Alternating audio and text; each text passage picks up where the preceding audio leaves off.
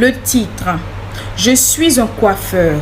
Je suis devenu millionnaire dans le trafic de cheveux. Voici mon histoire. J'ai commencé la coiffure autour de 2017 par chômage parce que je suis titulaire d'une licence mais pas de travail. J'ai donc appris le boulot. D'abord, j'ai commencé avec un petit kiosque au quartier et ça marchait bien. Je pouvais me faire entre 2000 et 3000 francs par jour. Jusqu'à ce jour où un homme est venu garer devant mon kiosque pour se faire coiffer. Mais il a préféré que je finisse les 2 têtes que j'avais à coiffer avant de me faire sa proposition indécente. Il m'a proposé de recueillir les cheveux de mes clients et ensuite de les lui remettre dans un sachet afin qu'il puisse les acheter. J'étais d'abord étonnée. Je me suis dit, qu'est-ce que c'est que ce business encore? Il m'a dit qu'il était très sérieux. Je lui ai demandé combien coûterait une tête. Il m'a répondu que ça dépendait de l'aura de la personne ou de la quantité de cheveux que je lui fournissais.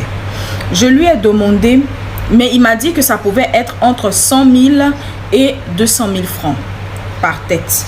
Je lui ai demandé si c'était pour des rituels ou autre chose. Il m'a répondu que non, c'était juste pour des expériences. J'ai dit ok, je suis partant. En allant, il m'a remis 50 000 francs pour me motiver. Le même jour, après lui, j'ai coiffé jusqu'à 3 têtes. J'ai recueilli les cheveux et à ma descente du boulot, je l'ai appelé, il est venu les récupérer. En partant, il m'a remis 400 000 francs. J'ai ouvert grand mes yeux parce que c'était la première fois pour moi de voir autant d'argent. Il m'a dit, si je continue comme ça, je serai très riche.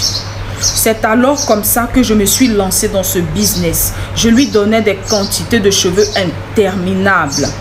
Parce que à chaque fois, je faisais des promos et les gens venaient se raser. En un mois, j'ai ouvert mon premier grand salon et je constatais que chaque fois que mon client que j'ai coiffé revenait, il était toujours bizarre. C'est alors que j'ai décidé de demander à mon boss à quoi servaient réellement ces cheveux que je lui vends. Sinon, je ne lui fournirai plus. Il m'a répondu que rien de mal. Juste que les cheveux constituent l'aura et l'énergie de quelqu'un. Et quand on fait des rituels avec, les propriétaires de ces cheveux perdent toute leur chance. Ils deviennent poisseux. Plus rien ne marche pour eux. Parce qu'on utilise leurs cheveux pour des rites qui sont ensuite